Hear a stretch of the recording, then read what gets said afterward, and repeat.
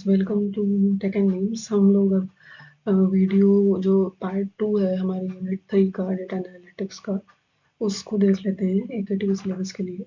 तो last video में हम लोगों ने काफ़ी सारे टॉपिक्स यूनिट 3 के कवर कर लिए, तो जो पेंडिंग टॉपिक्स थे हमारे काफ़ी इम्पोर्टेंट, उनको हम लोग अब देख लेते हैं। तो फिल्टरिंग स्ट्रीम्स का मतलब बेसिकली तो यही मीनिंग है कि जैसे हमारे एक बहुत सारा डेटा आ रहा है, तो उसमें से स्ट्रीम मतलब हो गया बहुत सारा डेटा एक साथ आ रहा है, और उसी में से अगर हमें कोई सबसेट ऑफ डेटा को सेलेक्ट करना है तो हम फिल्टरिंग स्ट्रीम्स का यूज़ करते हैं। तो हम सेलेक्ट किस बेसिस पे करेंगे, उसका कुछ क्राइटेरिया होना चाहिए कि हम डेटा को सिलेक्ट कर रहे हैं तो हमारी जैसी रिक्वायरमेंट है या फिर कंपनी की जैसी रिक्वायरमेंट है, जैसा यूज़ केस है, उसके अकॉर्डिंगली ही हम लोग ये डेटा का सिलेक्शन करते हैं।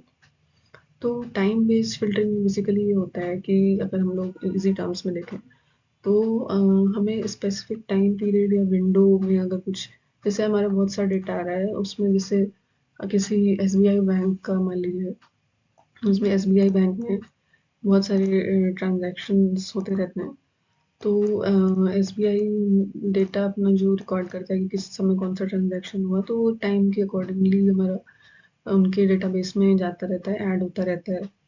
तो अगर एसबीआई को, अगर मान लीजिए एसबीआई में कोई फ्रॉड होता है, तो एसबीआई का जो बैंक है हमारा, तो ये ज़रूर चाहेगा कि ये कोई बड़ा फ्रॉड हो रहा है, तो वो बेसिकली वो लोग डेटाबेस में से वो डेटा फ़िल्टर करना चाहेंगे जो फ्रॉड के टाइम के सारे ट्रांज़ैक्शंस का डेटा को फ़िल्टर करेंगे।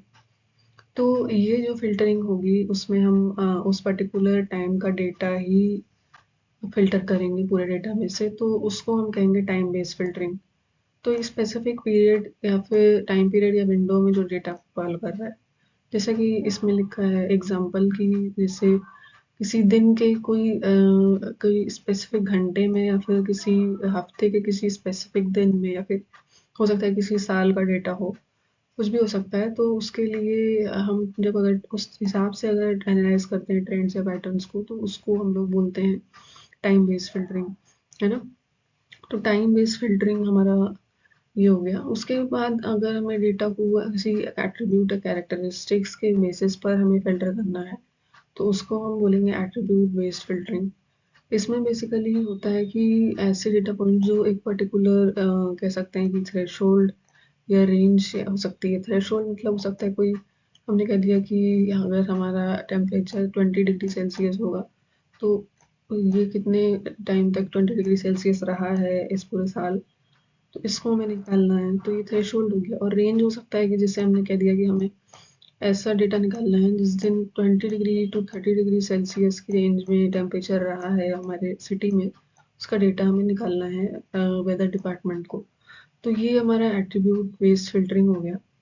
तो ये इस तरह से डिफरेंट एग्जांपल्स हो सकते हैं। जैसे मैंने टेम्परेचर का दिया, वॉल्यूम का हो सकता है, या फिर और कोई भी क्राइटेरिया हमारी नीड के अकॉर्डिंगली।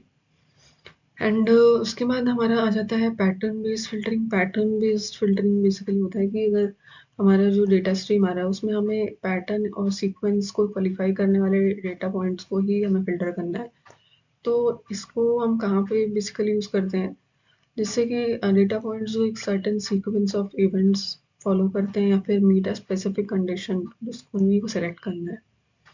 तो पैटर्न बेस्ड फिल्टरिंग होता है, ये यूज़फुल होता है जब हमें किसी, मान लीजिए सेंसर्स, अगर गवर्नमेंट ने सेफ्टी के लिए सेंसर्स लगाए हैं किसी एंट्री एग्जिट पॉइंट पे, तो अगर कोई इरेगुलर चीज़ या कुछ सस्पिशियस एक्टिविटी दिखेगी तो उसका डेटा फिल्टर होके अलर्ट जाता है गवर्नमेंट के पास।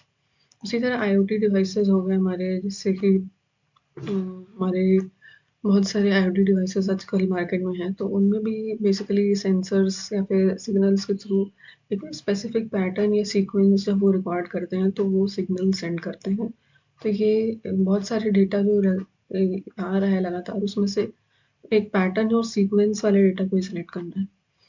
उसी के साथ साथ कीवर्ड बेस्ड फिल्टरिंग हमारा लास्ट है, जो इसमें आ जाता है बेसिकली कि आपका ऐसे डेटा पॉइंट्स को हम लोग सेलेक्ट करते हैं जो कि स्पेसिफिक कीवर्ड्स या फ्रेजेस जो स्पेसिफिक कीवर्ड्स या फ्रेजेस में आ रहे हों, जैसे कि मान लीजिए सोशल मीडिया पे बहुत सारे हैशटैग्स लगा के हम लोग पोस्ट करते हैं, लिंक्डइन पे हो गया या फिर इंस्टाग्राम पे।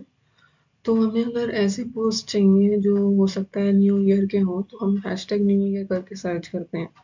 तो ये हमारा बेसिकली इंस्टाग्राम के जो बैकएंड में इस तरह की एल्गोरिदम्स लगाई जाती हैं जो कि इस तरह की फ़िल्टरिंग को करती हैं और हमें वही डेटा देती हैं जो एक कीवर्ड या फिर फ्रेज़ को मीट करता है। इसको हम लोग सेंटिमेंट एनालिसिस के लिए यूज़ करते हैं और सोशल मीडिया ट्रेंड्स को भी ऐसे कैप्चर कर सकते हैं। तो हमारा नेक्स्ट टॉपिक है counting distinct elements in a stream. So हमें अगर कोई बहुत सारा डेटा सेट है, मतलब स्ट्रीम है, उसमें से हमें काउंट करना है कि कितने हमारे यूनिक एलिमेंट्स हैं उस डेटा स्ट्रीम में। तो उसके लिए हम लोग कुछ टेक्निक्स यूज़ करते हैं। तो उनमें से एक टेक्निक जो मोस्ट यूज़फुल है वो है hash based techniques. Hash based techniques में बेसिकली एक हैश फंक्शन का यूज़ करते हैं जिसके थ्रू हम लोग डेटा को कह सकते हैं कि मैप करते हैं, मतलब डेटा पॉइंट्स को। जैसे आपका अगर मान लीजिए एक्स आ रहा है वैल्यू और वाई आ रही है दो वैल्यूज़, तो उसमें हम क्या करते हैं कि हर एक डेटा पॉइंट को हम लोग एक फिक्स साइज का हैश कोड, मतलब ऐसे यूनिक कोड टाइप का हम कुछ मतलब एक इंक्रिप्शन टाइप का, पासवर्ड टाइप का क्रिएट कर लेते हैं कि उससे हम लोगों ने मैप कर दिया और हम इसी की वैल्यू जो है उसको काउंट करते रहते हैं। तो हैश बेस्ड टेक्निक्स में हर डेटा पॉइंट को एक फिक्स साइज का हैश कोड असाइन कर देते हैं और उसी के थ्रू हम लोग काउंट करते हैं कि कितने नंबर ऑफ यूनिक एलिमेंट्स हैं, कि कितने आपके डेटा स्ट्रीम में एक्स की वैल्यूज़ हैं और कितनी डेटा स्ट्रीम में आपकी वाई की वैल्यूज़ हैं। तो ये हमारी हैश बेस्ड टेक्निक्स हो गई। हैश बेस्ड टेक्निक्स जो होती हैं उनमें बेसिकली आपका जो है एक हैश टेबल में या फिर डेटा स्ट्रक्चर के फॉर्मेट में आपके डेटा पॉइंट्स को स्टोर करते हैं और जो कि अगर डुप्लीकेट हैश कोड्स हैं तो उनको इग्नोर कर दिया जाता है। हैश बेस्ड टेक्निक्स में बेसिकली होता है, यूज़फुल इसलिए होती हैं जब आपको बहुत बड़े डेटा स्ट्रीम्स, मतलब बहुत ज़्यादा डेटा है बट उनमें बहुत ही कम यूनिक एलिमेंट्स हैं, तो उस केस में ये हैश बेस्ड टेक्निक्स जो है आपकी बहुत यूज़फुल होती है। जैसे कि बहुत लार्ज डेटा सेट्स हो गए पर उसमें यूनिक एलिमेंट्स की वैल्यू काफ़ी कम है, मान लीजिए 1 लाख रिकॉर्ड्स हैं बट उसमें यूनिक एलिमेंट्स सिर्फ 1000 2000 हैं। तो उस केस में हैश बेस्ड टेक्निक्स का यूज़ करके आप डिस्टिंक्ट एलिमेंट्स को स्ट्रीम में से काउंट कर सकते हैं। तो ये हमारा हो गया basically hash based techniques for counting distinct elements in a stream.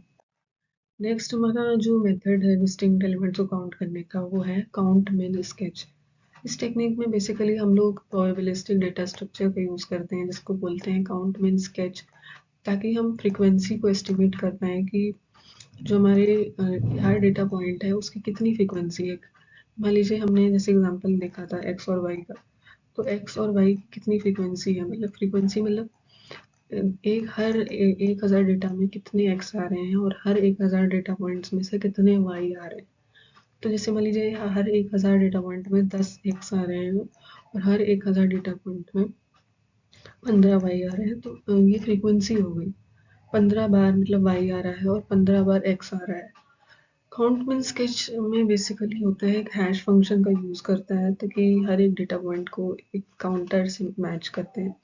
Counter का यूज़ करके बेसिकली इसमें हम लोग नंबर ऑफ कितने अकरेंसेस को काउंट करते हैं और जो मिनिमम काउंटर वैल्यू जो होती है उसका यूज़ करके फ्रीक्वेंसी को एस्टिमेट करते हैं। इस टेक्निक का मेन यूज़फुलनेस तब रहती है for processing large data streams with a high number of distinct elements. जैसे कि हैश बेस्ड टेक्निक में हम लोग देख रहे थे कि large data streams with low number of distinct elements था, इसमें उल्टा है काउंटमिन स्केच में। ये large data streams with high number of distinct elements के लिए यूज़ की जाती है। क्योंकि इसमें हम लोग फ्रीक्वेंसी का पता लगा रहे हैं, इसीलिए यहाँ पे हम लोग high number of distinct elements, मान लीजिए कि 1000 डेटा पॉइंट्स में से 500 वाई आ रहे हैं और 500 एक्स आ रहे हैं, तो इस तरह से high number of occurrences of a particular element के लिए काउंटमिन स्केच टेक्निक का यूज़ होता है। ब्लूम फिल्टर अलग मेथड है। ब्लूम फिल्टर में बेसिकली हम लोग एक प्रोबेबिलिस्टिक डेटा स्ट्रक्चर यूज करते हैं जिसको बोलते हैं ब्लूम फिल्टर। प्रोबेबिलिटी पे बेस्ड होता है, तो इससे हम ये पता लगाते हैं कि एक डेटा पॉइंट एक डेटा पॉइंट की कितनी प्रोबेबिलिटी है एक सेट ऑफ डिस्टिंक्ट एलिमेंट्स में होने की, है ना। मतलब एक बहुत सारे डेटा पॉइंट्स आ रहे हैं, तो उसमें हम पता लगाएंगे कि x में और y में फॉल करने की एक डेटा पॉइंट की कितनी प्रोबेबिलिटी है अगर दो ग्रुप्स हैं। तो ब्लूम फिल्टर में बेसिकली हैश फंक्शन का यूज होता है, हर एक डेटा पॉइंट को सीरीज ऑफ बिट्स में मैप करते हैं और बिट्स को set to 1 in the Bloom filter if the corresponding hash code is generated. Bloom filter में बेसिकली हम लोग एक हैश फंक्शन यूज करते हैं क्योंकि हम एक हर डेटा पॉइंट को सीरीज ऑफ बिट्स से मैप करते हैं और इन बिट्स को फिर 1 पे सेट कर देते हैं ब्लूम फिल्टर में if the corresponding hash code is generated. The Bloom filter can be useful for processing large data streams with a high number of distinct elements when memory usages are concerned. तो जब memory हमारे पास बहुत shortage है तो उस case में हम लोग ब्लूम फिल्टर का यूज़ करते हैं और हम लोग बेसिकली डेटा पॉइंट्स की प्रोबेबिलिस्टिक निकालते हैं कि कितना उनमें यूनिक एलिमेंट्स हो सकते हैं। तो इसमें हम किस तरह से मेमोरी को हम लोग किस तरह से कर रहे हैं, क्योंकि हम एक तरह से बिट्स में खेल रहे हैं, तो बिट्स में खेलने की वजह से हम लोग की जो मेमोरी यूसेज है वो थोड़ा रिस्ट्रिक्ट हो रहा है और हम कम मेमोरी में भी ये काम कर सकते हैं लार्ज डेटा के लिए। उसके बाद हमारा नेक्स्ट टॉपिक जो आ जाता है वो है एस्टिमेटिंग मूवमेंट्स। तो इसमें बेसिकली जो हमारा होता है इस टेक्निक में मूवमेंट्स मतलब है कि हम लोग इस टेक्निक में एक स्टैटिस्टिकल हम लोग को अगर कोई डेटा सेट दे दिया और उसमें हमें उसकी प्रॉपर्टीज निकालनी है कि स्टैटिस्टिकली उस डेटा का वो डेटा क्या कहना चाह रहा है स्टैटिस्टिक्स के टर्म्स में कि क्या प्रॉपर्टी है उसमें क्या मतलब फीचर्स हैं डेटा के। तो मूवमेंट्स का हम लोग एस्टिमेशन करते हैं और फिर इसको हम लोग एक उस डेटा में से सबसेट निकालने के बाद ही मूवमेंट्स को फाइंड कर सकते हैं। मूवमेंट्स बेसिकली होते हैं they are basically you can say movements are the set of summary statistics that describes the distribution of a data set including measures such as the average, variance हो गया, skewness हो गया और kurtosis। तो ये चारों चीज़ें हो जाती हैं जो मूवमेंट्स को कैलकुलेट करने में यूज होती हैं। तो ये सब बेसिकली स्टैटिस्टिक्स के कुछ वेरिएंट्स हैं, स्टैटिस्टिकल वैल्यूज हैं जो डेटा में निकाली जाती हैं, उससे हमें पता चलता है कि वो डेटा का क्या प्रॉपर्टीज है। तो सैम्पल मीन एंड वेरिएंस होता है जो उसमें हम लोग डेटा का जो एक सैम्पल लेते हैं, एक डेटा सेट हमारा बहुत बड़ा है उसमें से हमने एक सैम्पल लिया, इसका हमने मीन और वेरिएंस निकालते हैं। उसके बाद सैम्पल मीन जो हमारा होता है बेसिकली होता है average of the subset of data points while the sample variance measures the spread of the data points around the sample mean। मतलब हमारा एवरेज तो हो गया कि sum of data points divided by number of data points, but जो हमारा variance होता है वो होता है कि जो हमारे मतलब जो हमारा मीन की वैल्यू आ रही है, मान लीजिए एक्स आ रही है, तो हमारे डिफरेंट डेटा पॉइंट्स हैं वो एक्स के लेसर में कहाँ पे लाई कर रहे हैं और दूसरे डेटा पॉइंट्स जो मीन जो हमारा है उसके आगे या फिर पीछे या उसी के इक्वल तो नहीं फाइंड करने वाली। जो हमारा मीन 5 आया है तो सकता है हमारे कुछ डेटा पॉइंट्स हो जो हमारे सबसेट में जो 3 है या 4 है या फिर ये हो सकता है 6 हो या 7 हो, तो ये वेरिएंस हो गया। तो वेरिएंस हमारा इसी तरह से कैलकुलेट होता है कि कितनी स्प्रेडनेस है डेटा पॉइंट्स की अराउंड द मीन।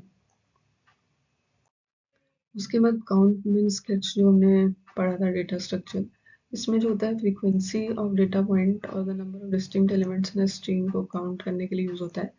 ये हैश फंक्शन यूज करता है और मैप करने के लिए हर एक वैल्यू को काउंटर्स पे, और इसमें ये तब यूजफुल होता है जब हम large data streams with high number of distinct elements को यूज करते हैं। और हमने पढ़ा था कि जो हैश बेस्ड टेक्निक्स होती हैं for counting oneness, for counting distinct elements, उसमें होता है कि हमारा low number of distinct elements in large data stream, तो ये डिफरेंस याद रखिएगा। और उसके अलावा स्ट्रीमिंग एल्गोरिदम्स हो जाती हैं कुछ, तो हमारे पास कुछ बहुत ज़्यादा इम्पोर्टेंट स्ट्रीमिंग एल्गोरिदम्स हैं जिनका यूज़ होता है इंडस्ट्री में।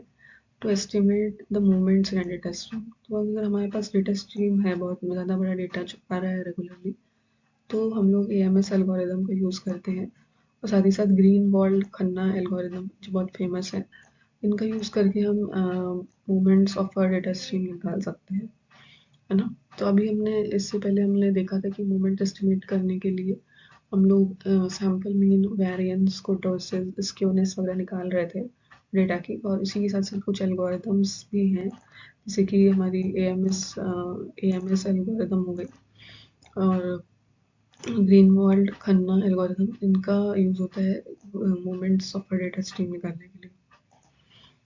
उसी के साथ साथ इन एल्गोरिदम्स में बेसिकली क्या होता है कि ये बहुत बड़े डेटा सेट पे नहीं वर्क करते हैं, क्योंकि एक लिमिट है उनकी भी।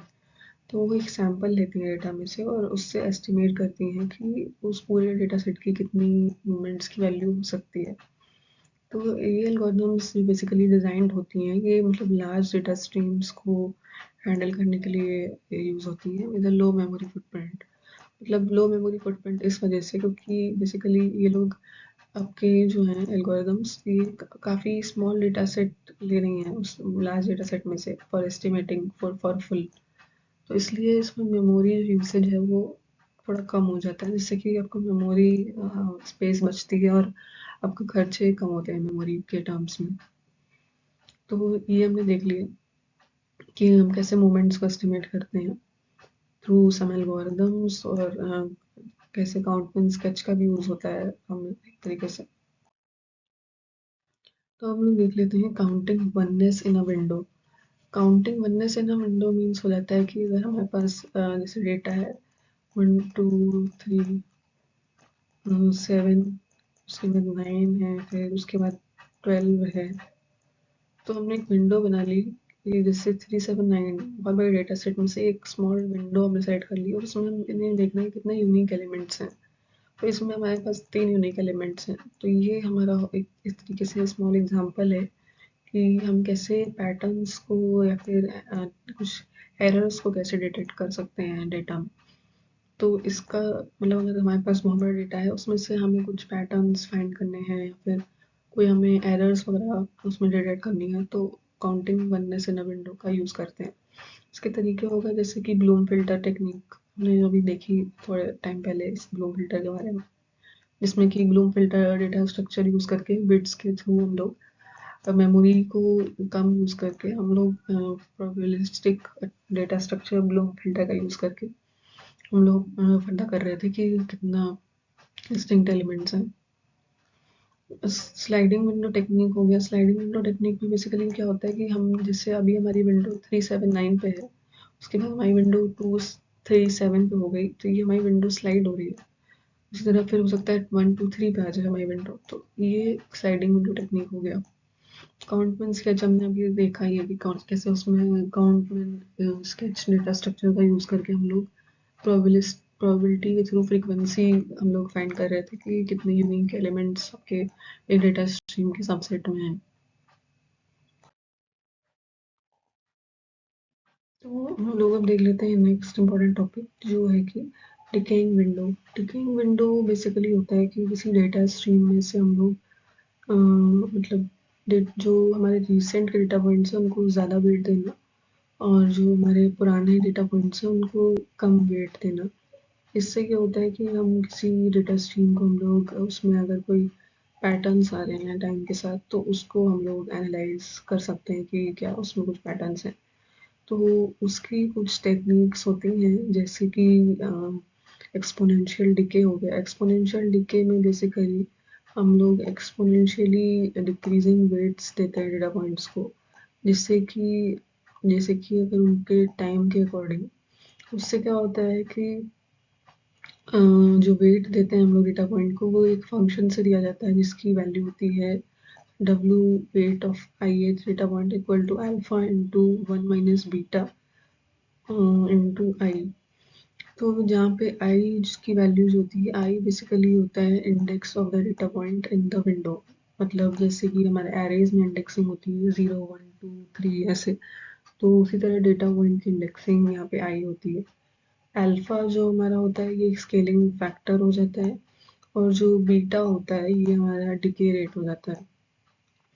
इस टेक्निक में हम लोग क्या होते हैं, जो रिसेंट के डेटा पॉइंट्स हैं उनको ज़्यादा वेट देते हैं, जो पुराने डेटा पॉइंट्स होते हैं उनको कम वेट देते हैं।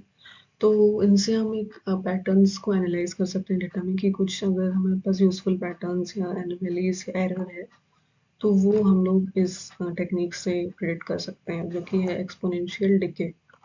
तो एक्सपोनेंशियली हम लोग डिक्रीज कर रहे हैं वेट्स, मतलब रिसेंट डेटा पॉइंट्स को ज़्यादा दे रहे हैं और जो पुराने डेटा पॉइंट्स को कम दे जा रहे हैं वेट। तो ये हो गई एक डिकेइंग विंडो की पहली टेक्निक।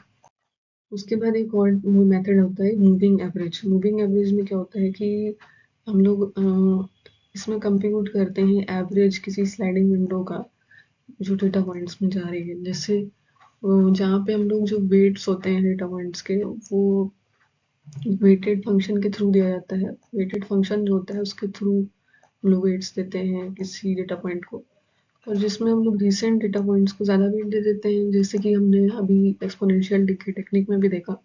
और जो हमारे वेट्स ऑफ जो डेटा पॉइंट्स होते हैं ये इसको हम लोग उनकी टाइम, मतलब किस टाइम वो लोग आए हैं, रिसेंट हैं ओल्डर हैं, उसके अकॉर्डिंग हम लोग देते हैं। और या फिर हम लोग हो सकता है एक्सपोनेंशियल डिके फंक्शन जो हमने पढ़ा था उसके अकॉर्डिंग भी दे सकते हैं।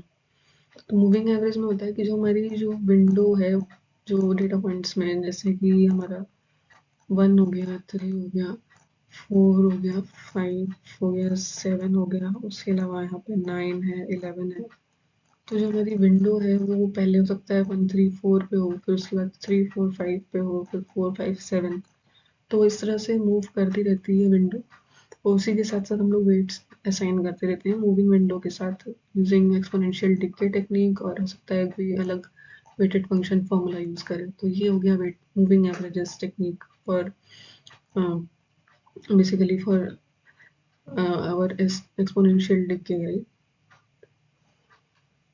एंड उसके अलावा फॉरगेटफुलनेस मैकेनिज्म होता है इस टेक्निक में। बेसिकली हम लोग क्या होता है कि धीरे धीरे जो हम लोग है जो पुराने डेटा पॉइंट्स को हटाते रहते हैं डेटा सेट में से और विंडो में से, और हम लोग उसके बाद उसको ज़्यादा वेट देते हैं रिसेंट डेटा पॉइंट्स को। तो इसको हम लोग अचीव कर सकते हैं एक डेटा स्ट्रक्चर का यूज़ करके, जो कि सपोर्ट करता है efficient deletion of all data points such as the priority queue और हीप। तो डेटा स्ट्रक्चर में आप लोगों ने ज़रूर इस चीज़ को देखा होगा कि जो प्रायोरिटी क्यू में होता है वो हम लोग के जो ओल्डर डेटा पॉइंट्स हैं तो उनको डिलीट करती रहती है, और जो हीप है हीप में भी ऐसा ही होता है। तो प्रायोरिटी क्यू कैसे वर्क करती है, अगर आपको थोड़ा इसके बारे में आइडिया लगाना है तो मैंने इंस्टाग्राम पे एक इसका वीडियो डाला था कि कैसे इसका स्ट्रक्चर वर्क करता है। तो उसकी लिंक अगर आपको चाहिए तो मैं कमेंट कर दीजिएगा, मैं उसको शेयर कर दूँगी। उसके अलावा हम लोग हमने देख लिया मूविंग एवरेजेस टेक्निक जो स्लाइडिंग विंडो को मूव करते हैं, और फॉरगेटफुलनेस मैकेनिज्म जो ओल्ड डेटा पॉइंट्स को बेसिकली डिलीट करके हम लोग जो रिसेंट डेटा पॉइंट्स को ज़्यादा वेट देते हैं, है ना। तो ये हो गई हमारी 2 टेक्निक्स। नेक्स्ट हम लोग देख लेते हैं। तो नेक्स्ट हमारा हो गया रियल टाइम एनालिटिक्स प्लेटफॉर्म या RTAP एप्लीकेशन। तो हमारे पास कुछ सॉफ्टवेयर एप्लीकेशंस होते हैं जो कि अलाउ करते हैं बिजनेसेस को एनालाइज करने के लिए डेटा को, और उसको विजुअल फॉर्म में चार्ट्स या different pie chart block charts के फॉर्म में रिजल्ट्स को देखने के लिए। तो इन एप्लीकेशंस का यूज़ ये होता है कि हम लोग जो लार्ज वॉल्यूम्स ऑफ डेटा हैं जो रियल टाइम में आ रहा है हमारे पास, जैसे कि सोशल मीडिया का डेटा या फिर ट्रेन का डेटा, मेट्रो का डेटा, या फिर हो सकता है स्टॉक मार्केट का डेटा। तो उससे बिजनेसेस क्या करते हैं उस डेटा को उससे जो भी रिजल्ट्स मिलता है, यूजफुल इंफॉर्मेशन मिलती है, उसको यूज़ करके अपने ऑपरेशंस में अपने प्रोसेस को अपने डिसीजंस को चेंज करते हैं। तो कस्टमर बिहेवियर अगर चेंज हो रहा है तो उस हिसाब से अपने जो मार्केट की जो डिसीजन है उनको चेंज करती है कंपनी। मार्केट में कुछ चेंजेस हैं ट्रेंड्स में तो उसके अकॉर्डिंग डिसीजन लेकर कंपनी अपनी स्कीम बनाती है। तो उसका एग्जांपल हम लोग देख लेते हैं, जैसे कि ई कॉमर्स कंपनीज जो होती हैं वो कस्टमर के बिहेवियर और प्रेफरेंस को एनालाइज करती हैं, जैसे कि अमेजोन हो गया आपका, तो अमेजोन हो गया, फ्लिपकार्ट हो गया। तो इसमें जैसे लोग रिव्यूज़ देते हैं उस हिसाब से ही जो ज़्यादा प्रोडक्ट्स पसंद किए जाते हैं वो टॉप पे आते हैं, या फिर जो प्रोडक्ट्स ज़्यादा बेस्ट सेलर होते हैं वो आप देखेंगे टॉप पे आते हैं। फाइनेंशियल सर्विसेज कंपनीज जो होती हैं वो मार्केट के डेटा को एनालाइज करती हैं और उसके बाद ही इन्वेस्टमेंट का डिसीजंस लेती हैं। जैसे कि हमारी बड़ी कंपनीज हो गई, जैसे मैकेंसी हो गई या फिर बिग फोर्स हो गई, तो ये सब जो होती हैं बड़े बड़े डेटा सेट्स को, फाइनेंशियल को एनालाइज करके जो डिफरेंट कंपनीज के पोर्टफोलियो को एनहांस करती हैं, स्टॉक मार्केट में डिसीजंस लेती हैं और उनके प्रॉफिट को बढ़ाती हैं। उसके थ्रू उनका भी बिजनेस चलता है। सोशल मीडिया में होता है रियल टाइम कस्टमर्स के जो भी डेटा सेंटिमेंट्स हैं, या फिर कोई कस्टमर बहुत ज़्यादा अगर कह सकते हैं स्पिरिचुअलिटी के वीडियोस देख रहा है तो उसको स्पिरिचुअलिटी रिलेटेड प्रोडक्ट सेल होगा। अगर कोई बहुत ज़्यादा क्रिकेट रिलेटेड वीडियोस देख रहा है तो उसको क्रिकेट के इक्विपमेंट्स या फिर कुछ अमेजिंग वीडियोस सेल कर सकते हैं। उसके बाद हेल्थ केयर में अगर कोई कंपनी है तो वो पेशेंट्स की हेल्थ के क्या हो रहा है एनालिसिस करती है, और बहुत सारे लोगों का, जैसे 1 करोड़ लोगों का हेल्थ का एनालिसिस किया, डेटा सेट लिया और उसके बाद उसमें से कुछ अगर यूजफुल इंसाइट निकलती है तो उस हिसाब से प्रोडक्ट्स क्रिएट करती है और सर्विस देती है।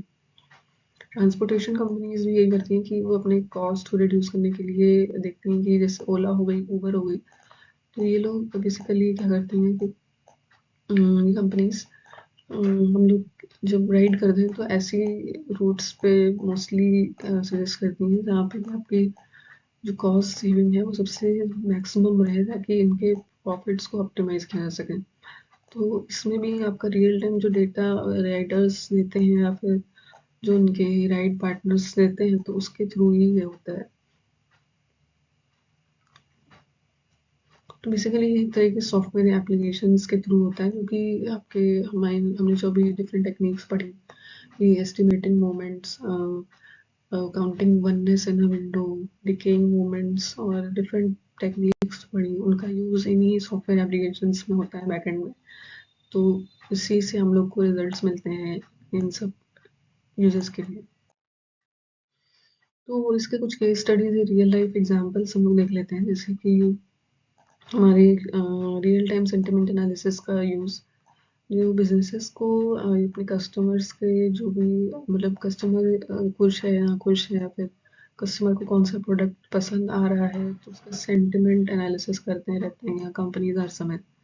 बड़ी बड़ी कंपनीज में बहुत सारा डेटा आता है यूजर्स का, तो हर समय एनालाइज करते हैं कि कस्टमर्स में कौन सा प्रोडक्ट बिक रहा है, कौन सा नहीं बिक रहा, कौन सा फीचर कस्टमर्स को पसंद नहीं आ रहा है, या फिर कौन सा फीचर सबसे ज़्यादा सेल हो रहा है, कौन सा प्रोडक्ट सबसे ज़्यादा सेल हो रहा है। तो ये सब एनालाइज करते रहती हैं कंपनीज अपने डेटा को हर समय, और उसके अकॉर्डिंग अपने डिसीजंस और प्रोसेसेस को बनाती हैं। तो जैसे कि अमेरिकन एयरलाइंस जो कि बहुत बड़ी कंपनी है फॉर एयर ट्रांसपोर्ट, तो इसने क्या किया है, एक real time sentiment analysis solution अपने कंपनी में लगाया है, जैसे कि कस्टमर्स के जो भी सोशल मीडिया पे, जैसे कि ट्विटर पे या फिर फेसबुक पे कस्टमर्स अपने रिव्यूज़ या फिर कुछ कंप्लेन पोस्ट करते हैं, तो उन सबको एनालाइज करने के ये हर समय करता रहता है इनका सिस्टम। और इसके थ्रू ये लोग जो एयरलाइन है ये कस्टमर्स के जो प्रॉब्लम्स हैं और जो मेन इश्यूज हैं उनको आइडेंटिफाई करती है, और उस हिसाब से उसको रेक्टिफाई करके उन्हें कस्टमर्स की मतलब हैप्पीनेस और सेटिस्फैक्शन के लिए स्टेप्स लेती है। और उसी के साथ साथ उसको ये अगर टाइमली मैनर में रिस्पॉन्ड करने की ट्राई करती है अमेरिकन एयरलाइंस, ताकि कस्टमर्स के जो इश्यूज़ को रिजॉल्व करके उनका सेटिस्फैक्शन बढ़ाएं और जो नेगेटिव फीडबैक को कम से कम करें। उसी तरह बहुत फेमस जो डोमिनोज पिज़्ज़ा है, जो मोस्टली लोग आप लोग खाते हैं। डोमिनोज पिज़्ज़ा में बेसिकली क्या होता है, डोमिनोज पिज़्ज़ा कंपनी ने real time sentiment analysis system जो सॉफ्टवेयर बेस्ड लगा रखा है, उसके थ्रू ये लोग कस्टमर के जो भी फीडबैक आते हैं, जैसे कि सोशल मीडिया पे कोई कमेंट हो गया या पोस्ट हो गए या फिर कुछ रिव्यू हो गया, तो उसको एनालाइज करके ये लोग कस्टमर्स के जो सेंटिमेंट को प्रेडिक्ट करते हैं, और उसकी वजह से ही पिज़्ज़ा की डोमिनोज डोमिनेंस पाई है।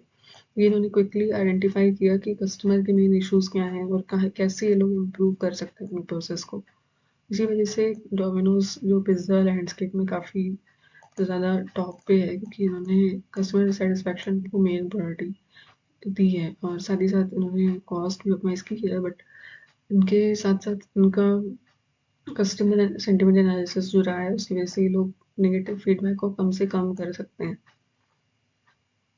उसी के साथ साथ एक स्प्रिंट एक टेलीकम्युनिकेशंस कंपनी है, काफ़ी बड़ी। तो इन्होंने एक real time sentiment analysis solution create करके उसको लगाया है अपनी कंपनी में, जिसकी वजह से ये लोग सोशल मीडिया प्लेटफॉर्म्स पे जो भी कस्टमर के फीडबैक्स या अप्रिसिएशन या फिर नेगेटिव का फीडबैक को एनालाइज करके ये लोग हर समय देखते रहते हैं रियल टाइम में कि कहाँ पे मेन इश्यूज हैं, और उनको कैसे ये लोग आइडेंटिफाई करके कस्टमर के इश्यूज को जल्द से जल्द मतलब अगर उसको रिजॉल्व कर देंगे तो उनकी कंपनी की इमेज बरकरार रहेगी, और साथ ही साथ चर्न मतलब कि जो कस्टमर सेटिस्फैक्शन मतलब दूसरे ब्रांड पे नहीं स्विच होगा कस्टमर, और जो कस्टमर जो कंपनी की जो ब्रांड इमेज है वो भी मेंटेन रहेगी। वॉलमार्ट जो है बहुत बड़ा रिटेल जायंट और बहुत बड़ी कंपनी है।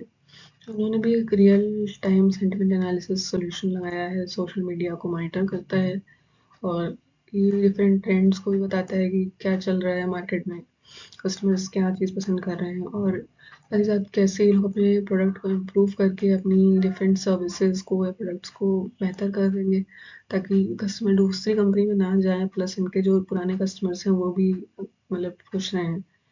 साथ ही साथ एयरबीएनबी एक दूसरी कंपनी है जो कि रेंटल्स देती है शॉर्ट टर्म के लिए, जैसे आपको रेंट पे कहीं होटल चाहिए या फिर रूम चाहिए आपको किसी दूसरी सिटी में किराए पे, तो ये ऑनलाइन प्लेटफॉर्म है उसके लिए।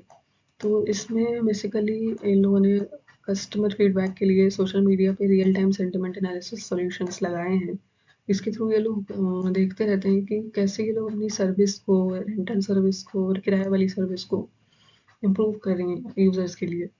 साथ ही साथ इन्होंने प्रोडक्ट की जो ऑफरिंग्स हैं या फिर उसको भी इम्प्रूव किया है काफ़ी, इसकी वजह से इनके कस्टमर्स काफ़ी सेटिस्फाइड हैं, और इनके जो रिटर्न मतलब कस्टमर जो फिर से इनके पास वापस आ रहे हैं। स्टॉक मार्केट पर हम लोगों ने अभी तक देखा कि जैसे सोशल मीडिया प्लेटफॉर्म्स पे सेंटिमेंट एनालिसिस लगा रखा है, जी के साथ साथ अब स्टॉक मार्केट प्रेडिक्शंस में भी देख लेते हैं कैसे हम लोग जो टेक्निक्स अपनी पढ़ रहे हैं उसका यूज़ कैसे हो रहा है फॉर प्रॉफिट्स एंड किसी कंपनी के अंदर। तो ब्लूमबर्ग एक फाइनेंशियल इंफॉर्मेशन कंपनी है। तो इन्होंने क्या किया है कि रियल टाइम डेटा एनालिटिक्स लगा real time basically data analytics लगाया है, जिसके थ्रू ये लोग financial professionals real time data analytics को फाइनेंशियल प्रोफेशनल्स को, जैसे अगर आप स्टॉक मार्केट वाले हैं तो आप ब्लूमबर्ग से डेटा एनालिटिक्स सॉल्यूशंस ले सकते हैं। तो इस कंपनी ने बेसिकली रियल टाइम एनालिटिक्स लगाया है ताकि स्टॉक मार्केट के ट्रेंड्स को ये लोग कैप्चर कर पाएँ, और न्यूज़ को और इकोनॉमिक न्यूज़ में अगर कुछ नया आ रहा है या फिर इकोनॉमी के कुछ चेंजेस हो रहे हैं, डिसीजंस जैसे गवर्नमेंट के टैक्सेस या टैरिफ या फिर कुछ मार्केट में चेंजेस हैं, तो उसको ट्रेडर्स को और इन्वेस्टर्स को ये लोग इन्फॉर्म डिसीजंस लेने के लिए हेल्प करते हैं रियल टाइम में, मतलब हर समय लगातार।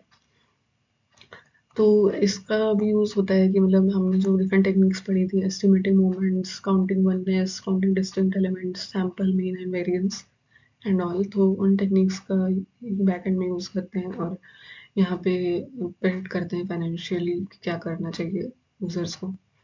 ब्लैक रॉक एक इन्वेस्टमेंट मैनेजमेंट कंपनी है जो कि रियल टाइम एनालिटिक्स को एनालाइज करती है मार्केट डेटा को, और उसके बाद मशीन लर्निंग एल्गोरिदम्स का यूज़ करके ये लोग बहुत ज़्यादा अमाउंट ऑफ डेटा को एनालाइज करते हैं हर समय, और एक एक्यूरेट प्रेडिक्शन करते हैं कि क्या स्टॉक मार्केट अप जाएगी, डाउन जाएगी, शेयर्स कैसे अप या डाउन जाएंगे, और ये सारे डेटा प्रेडिक्ट करते हैं। सिटाडेल भी एक बहुत बड़ी हेज फंड कंपनी है जो कि रियल टाइम डेटा एनालिटिक्स को यूज़ करके इन्वेस्टमेंट डिसीजंस लेने में हेल्प करती है कि कैसे कौन सा डिसीजन लेना चाहिए, सेल या प्रॉफिट या लॉस या ये सब। तो ये कंपनी जो है ये मशीन लर्निंग एल्गोरिदम्स का भी यूज़ करती है तो मार्केट ट्रेंड्स को एनालाइज करने के लिए, और साथ ही साथ जो न्यूज़ में डिफरेंट घटनाएं हो रही हैं, डिफरेंट डिसीजंस ले रही हैं गवर्नमेंट्स या फिर कंट्रीज, तो उसको और मार्केट ट्रेंड्स को कंबाइन करके ये लोग फाइनेंशियल इन्वेस्टमेंट डिसीजंस को प्रमोट करते हैं कि कौन सा डिसीजन लेना चाहिए। एक दूसरी कंपनी है रेनेसा टेक्नोलॉजीज, जो कि एक हेज फंड कंपनी है। तो इसमें बेसिकली रियल टाइम एनालिटिक्स को यूज़ करके ये लोग मार्केट डेटा को एनालाइज करते हैं और उसके बाद ये लोग प्रेडिक्ट करते हैं कि स्टॉक मार्केट में क्या ट्रेंड्स रहेंगे। ये लोग भी एमएल एल्गोरिदम्स का यूज़ करते हैं ताकि ये लोग जो डिफरेंट चेंजेस ऑफ डेटा आ रहे हैं उनको यूज़ करके प्रेडिक्शंस कर सकते हैं कि फ्यूचर में क्या होगा। जेपी मॉर्गन एक कंपनी है बहुत फेमस। ये फाइनेंशियल सर्विसेज कंपनी है जो कि रियल टाइम एनालिटिक्स का यूज़ करके मार्केट डेटा को एनालाइज करती है और साथ साथ इन्वेस्टमेंट डिसीजंस लेती है रियल टाइम में। उसी के साथ साथ ये कंपनी एमएल एल्गोरिदम्स का भी यूज़ करती है और ट्रेंड्स और न्यूज़ जो यूज़ करती है और उसके बाद फाइनेंशियल डिसीजंस के लिए हमें प्रेडिक्शंस देती हैं। तो हमने देखा कि कैसे सिटाडेल हो गया, रेनेसा हो गया, जेपी मॉर्गन हो गई, डिफरेंट कंपनीज ये स्टॉक मार्केट प्रेडिक्शंस में यूज़ करती हैं हमारी जो भी डेटा एनालिटिक्स की टेक्निक्स को। तो ये आई थिंक ये इससे हमारा पूरा जो भी यूनिट 3 थी उसका कंटेंट कंप्लीट हो गया है और सारे टॉपिक्स ऑलमोस्ट सभी कवर है। और उसके अलावा अगर आपको एक स्मॉल प्रोजेक्ट जो कि सोशल मीडिया सेंटिमेंट एनालिसिस से रिलेटेड अगर आपको कोई एक रियल टाइम प्रोजेक्ट अगर आपको सीखना है तो उसके लिए कमेंट करिएगा। मैं जल्दी से जल्दी इस पर प्रोजेक्ट क्रिएट करके शॉर्ट प्रोजेक्ट क्रिएट करके अपने इस चैनल पर डालूंगी, जिससे कि आप लोग देख सकते हैं कि डिफरेंट टेक्निक्स तो हमने पढ़ ली, बट इसका यूज़ कैसे हो रहा है, कैसे हम इसको अपने प्रोजेक्ट्स में या रिज्यूमे में डाल सकते हैं और कैसे कुछ इसमें यूज़फुल स्टफ और स्किल बेस्ड डेवलपमेंट भी कर सकते हैं। तो उसके लिए मैं वीडियो अगर आप लोग कमेंट करेंगे तो I will try to create it as soon as possible. और अभी के लिए इस वीडियो के लिए आई होप सो आपको पसंद आया। अगर आपको आया है तो आप कमेंट करिएगा। और आज के वीडियो के लिए इतना ही। Thank you. Bye bye. Have a nice day.